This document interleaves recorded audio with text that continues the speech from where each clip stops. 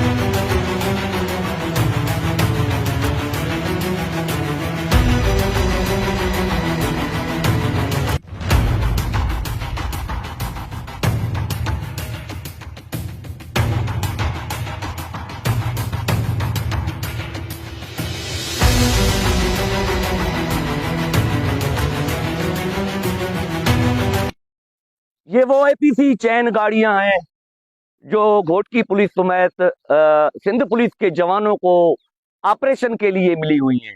मगर ये गाड़ियां इतनी कमजोर हैं कि डकैतों के पास एंटी टैंक गन्स हैं, एंटी एयरक्राफ्ट गन है।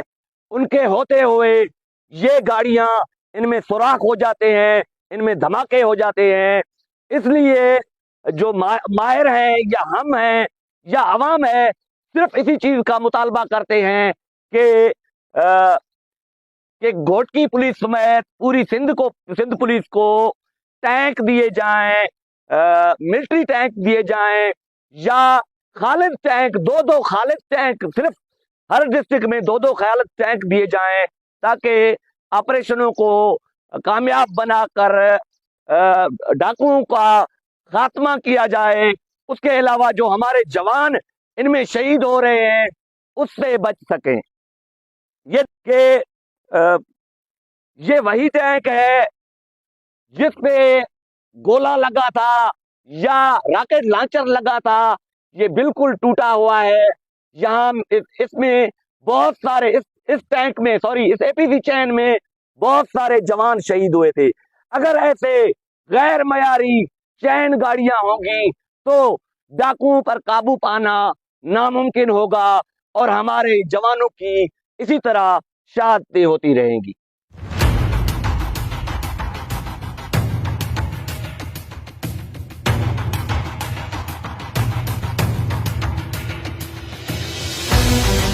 ये कच्चे का एरिया है।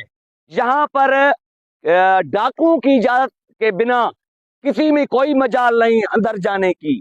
मगर पुलिस की, अगर सिंध पुलिस के जवानों की, घोटकी पुलिस के जवानों की हौसला अफजाई की जाए, उनको मार्टर गोले और ये खालिद टैंक दिए जाएं, उनको मराते दी जाएं, उनको छुट्टियां दी जाएं, उनको अलाउंसेस अगर दी जाएं, तो ये नोगो एरिया कभी नहीं नोगो एरिया रहेगा और यहाँ आम लोगों का पहुंच रहेगा।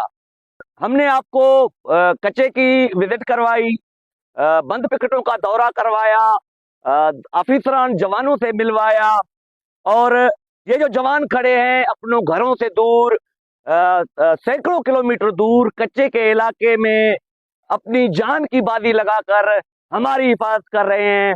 मैं इन भाइयों को दिल से सलाम पेश करता हूं। इंशाअल्लाह दूसरे प्रोग्राम में फिर हाजिर होंगे। शुक्रिया।